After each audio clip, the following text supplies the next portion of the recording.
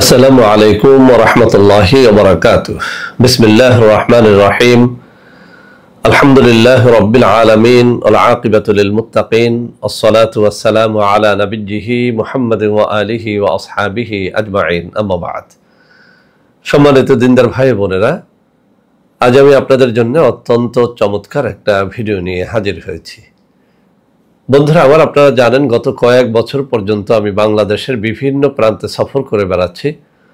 আলহামদুলিল্লাহ, যেখানেই যাচ্ছি অসংখ্য অগণিত ভাই ও বোন আমার সাথে দেখা সাক্ষাৎ করে তাদের নানা রকম সমস্যার কথা তুলে ধরছেন। আমিও আমার সাধ্যানুযায়ী তাদের সাহায্য করার চেষ্টা করে যাচ্ছি। বন্ধুরা আমার, আল্লাহ রাব্বুল আলামিনের কাছে এই প্রার্থনা করি, আল্লাহ রাব্বুল আলামিন যেন আমাকে আমৃত্যু মানুষের খেদমতে নিয়োজিত রাখেন, আমিন। বন্ধুরা আমার, আমরা যখন বিভিন্ন এলাকায় সফরে বের হই, নানা রকম মানুষ তাদের নানা রকম কষ্টের কথা আমাদের সাথে শেয়ার করে থাকেন। ইদানিং অনেক তরুণ ও যুবক, বিশেষ করে অনেক নববিবাহিত বন্ধু, অনেক সময় অনেক বৃদ্ধ পুরুষেরাও আমার সাথে দেখা সাক্ষাৎ করে তাদের অত্যন্ত জটিল ও কঠিন কিছু যৌন রোগের কথা শেয়ার করে থাকেন।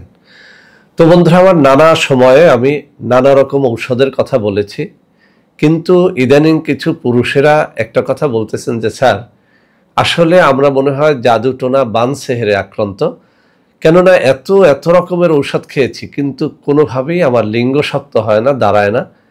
আমি স্ত্রীর সাথে সহবাসে গেলেই লিঙ্গটা নুয়ে পড়ে। আসলে এটা জাদু টোনার মাধ্যমে ক্ষতিগ্রস্ত হয়েছে কিনা একটু দেখুন। তো বন্ধুরা আমার, আপনারা বিশ্বাস করেন আর না করেন, একটা কথা অবশ্যই আপনাকে স্বীকার করতে হবে, জাদু টোনা বান সেহের এটা সত্য।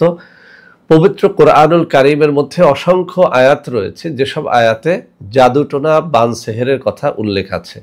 এমনকি হযরত সুলাইমান আলাইহিস সালাতু ওয়াস সালামের সময়ে দুনিয়াতে যে জাদু টোনা বান সেহের অত্যন্ত বেশি ছড়িয়েছিল, একথা কিন্তু পবিত্র কোরআনুল কারীমের মধ্যে উল্লেখ আছে।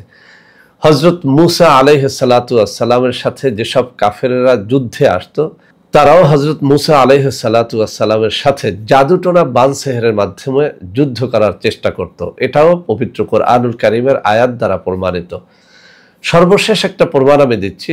হযরত রাসূল কারীম সাল্লাল্লাহু আলাইহি ওয়াসাল্লামকে কাফেরেরা, মুশরিকেরা, এমনকি এক ইহুদি রমণী জাদুটোনা করেছিল, এটিও পবিত্র কোরআনুল কারীমের মাধ্যমে সাব্যস্ত। আমরা জানি সূরা ফালাক, নাস, এই যে দুটো সূরা, এই দুটো সূরা নাজিল হয়েছিল আল্লাহ রাসূল সাল্লাল্লাহু আলাইহি ওয়াসাল্লামকে যখন এক ইহুদি রমণী জাদু করেছিল, জাদুর কারণে তিনি আক্রান্ত হয়ে অত্যন্ত অসুস্থ হয়ে গিয়েছিলেন, তখন কিন্তু এই সূরা দুটো নাজিল হয়। আপনারা পবিত্র কোরআনুল কারীমের বিভিন্ন সূরার শানে নুজুলগুলো যদি পড়েন, আর বিশেষ করে সূরা নাস ও ফালাকের শানে নুজুলটা পড়লে আমার কথার প্রমাণ পেয়ে যাবেন।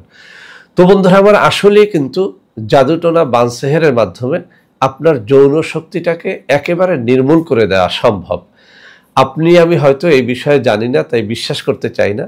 আপনারা আমার এই কথার প্রমাণস্বরূপ কোনো একজন ভালো কবিরাজের কাছে গিয়ে একটু যেন পরীক্ষা করার চেষ্টা করেন। এভাবে যদি বলেন যে আমার শত্রু অমুক, আমি চাই তার যৌন শক্তিটাকে একেবারে বিনাশ করতে, সে যেন আর কোনোদিন কোনো নারীর কাছে গিয়ে জয়ী হতে পারে না, সেই জন্য তার স্ত্রীর কাছে একেবারে লজ্জিত হয় সারা জীবনের জন্য, এরকম কাজ করে দেয়া যাবে কিনা। আপনি দেখবেন যারা আসলে হারামখোর, যারা আসলে টাকার লোভে সব কিছু করে, এমন মানুষ যদি আপনি খুঁজে বের করতে পারেন, তারা এই কাজটি আপনার কাছ থেকে কিছু টাকার বিনিময়ে করে দিবে।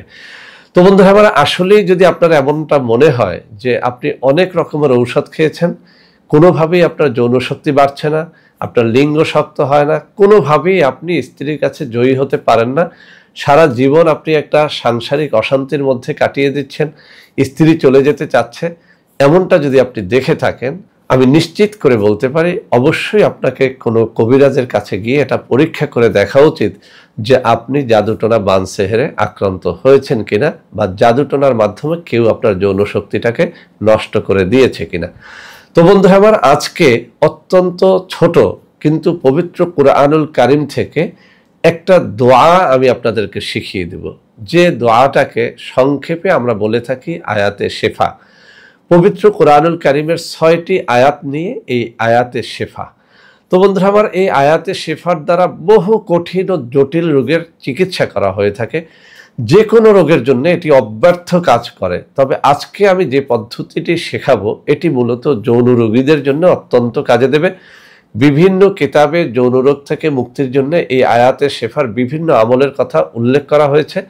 আমি 3টা কিতাব থেকে 3টা আমল আপনাদেরকে শিখিয়ে দিব ইনশাআল্লাহ। যাদের যৌন রোগ সেটা জটিল ও কঠিন হোক, যত পুরাতন হোক না কেন, জাদুটোনা বানসেহেরের মাধ্যমে হোক অথবা ন্যাচারালি হয়ে থাকুক না কেন, আপনি তরুণ হন, যুবক হন, বৃদ্ধ হন অথবা মধ্যবয়সী পুরুষ হন, আমার এই 3টা আমল পবিত্র কোরআনুল কারীমের এই আয়াতে শেফা যদি আপনি আজকে শিখে নেন, ইনশাআল্লাহ যে কারণেই আপনার যৌন রোগটা হয়ে থাকুক না কেন সেখান থেকে আপনি সুন্নাত তরিকায় মুক্তি লাভ করতে পারবেন ইনশাআল্লাহ। তো বন্ধুরা আমার, আমি আয়াতে শেফা মানে পবিত্র কোরআনুল কারীমের চিকিৎসা সংক্রান্ত এই 6টি আয়াত কোন কোন সূরার মধ্যে উল্লেখ আছে আমি সেটি আপনাদেরকে বলে দেব, পড়ে শোনাবো। আপনাদের কাছে আমার রিকোয়েস্ট থাকবে, পবিত্র কোরআনুল কারীমের আয়াত দ্বারা আপনারা যখন কোনো আমল করবেন, এই আয়াতে শেফা হোক বা অন্য কিছু হোক, আপনারা যেন সেটা সহি শুদ্ধভাবে তেলাওয়াতটা করার চেষ্টা করেন। কেননা পবিত্র কোরআনুল কারীমের আয়াতগুলো যদি আপনি সহি শুদ্ধভাবে তেলাওয়াত না জানেন তাহলে আসলে কোনোভাবেই আপনার কোনো ফায়দা হবে না, বরং আপনি গুনাহগার হওয়ার সম্ভাবনা থেকে যাবে। তো বন্ধুরা আমার, আয়াতে কারিমাগুলো আমি এখানে বাংলা উচ্চারণ সহ দিয়ে দিব, অর্থ সহ দিয়ে দিব।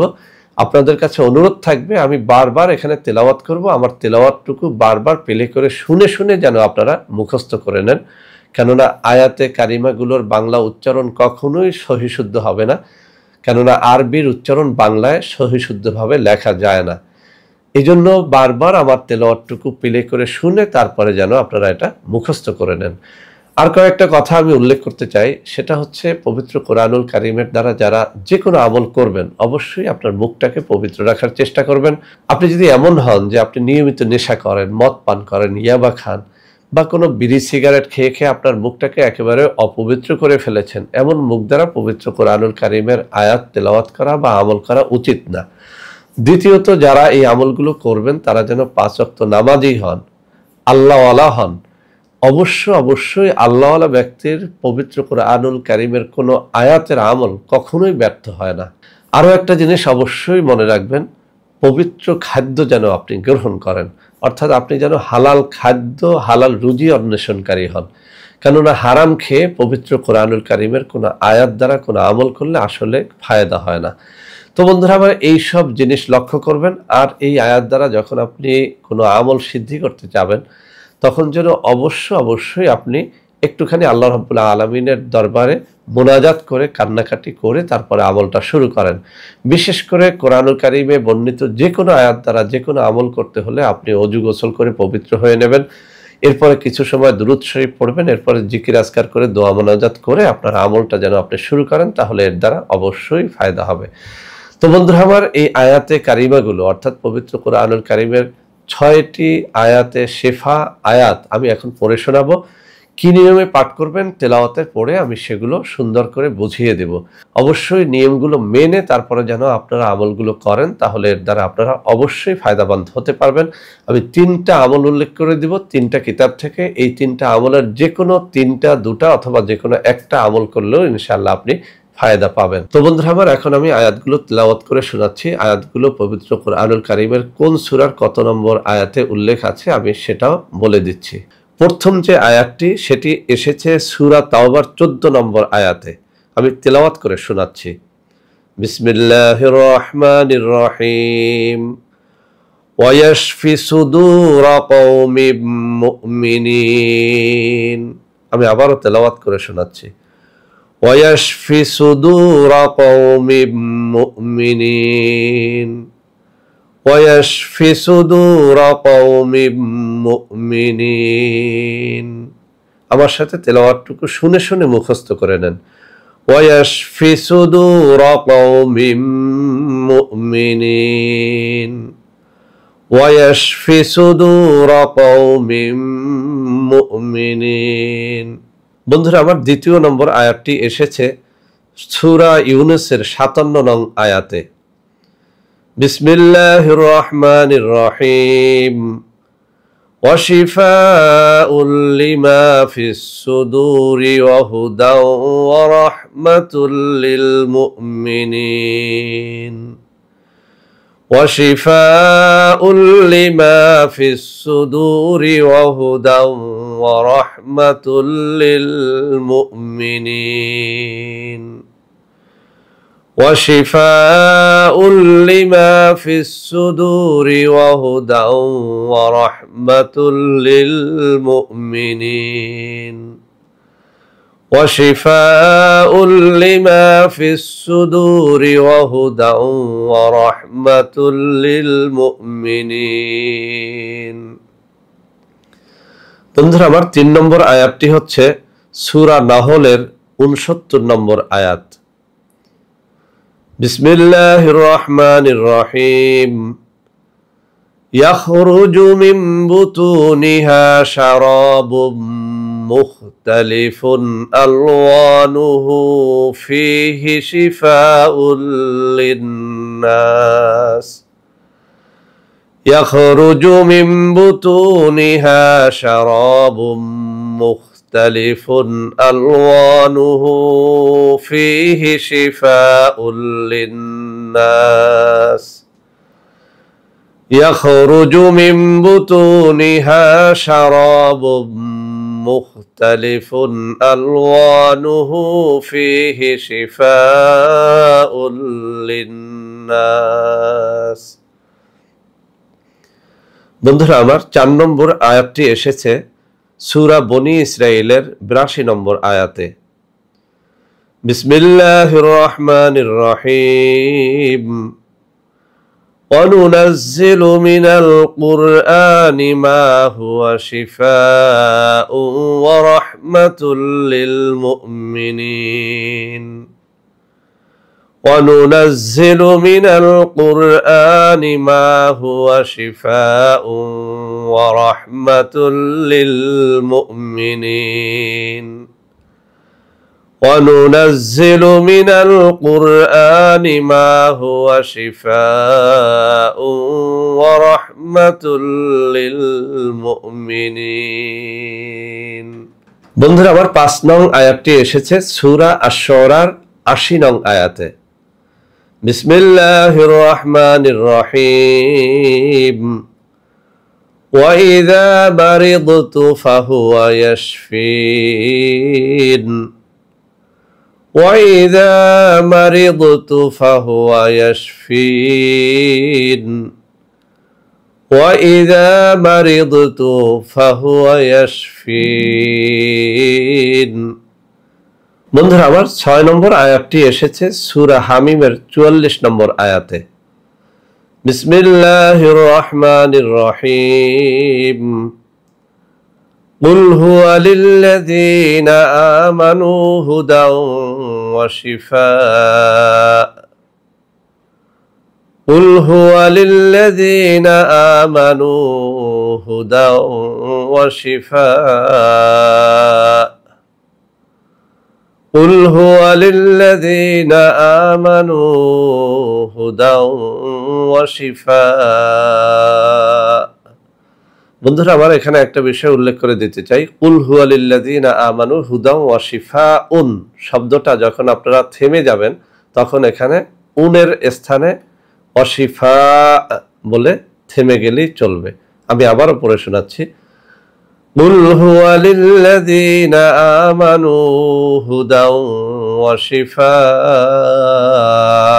তো বন্ধুরা আমার আমি যে পবিত্র কোরআনুল কারীমের এই আয়াতে শিফা 6টি আয়াত পড়ে শোনালাম, বিভিন্ন কিতাবে উল্লেখ আছে যে কোনো জটিল ও কঠিন রোগে আক্রান্ত ব্যক্তিকে এই আয়াতগুলো পড়ে আপনি যদি পানি পান করাতে পারেন কয়েকদিন পর্যন্ত, ইনশাআল্লাহ ওই জটিল রোগী যে কোনো জটিল রোগ থেকে আরোগ্য লাভ করতে পারবে ইনশাআল্লাহ। তো বন্ধুরা আমার আমি বলছিলাম এটা যৌন রোগের জন্য কোন পদ্ধতিতে খেতে হবে।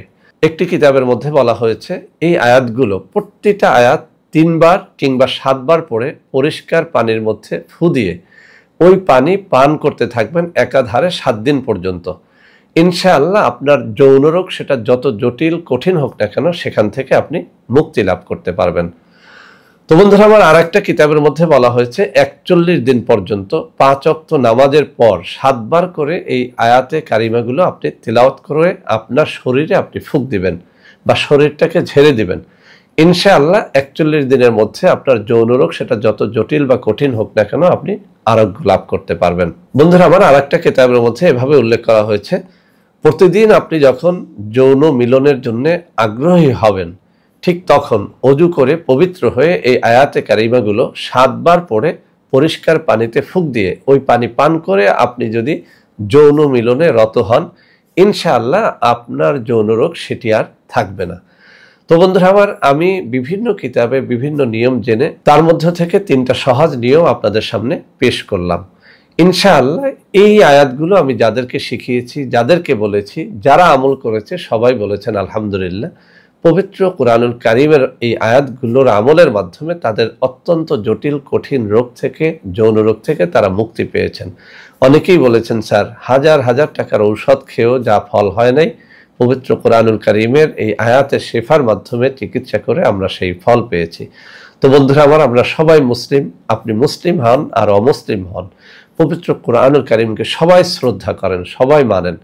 অতএব এই আয়াতগুলো শিখে রাখেন, জীবনে যে কোনো জটিল ও কঠিন রোগ থেকে মুক্তির জন্য এগুলো কাজে লাগবে। বিশেষ করে যারা বিভিন্ন রকম যৌন রোগ থেকে মুক্তির জন্য নানা রকম ঔষধ সেবন করে হতাশায় ভুগতেছেন, তাদেরও এটা শিখে রাখা উচিত, ইনশাআল্লাহ এটি কাজে দেবে।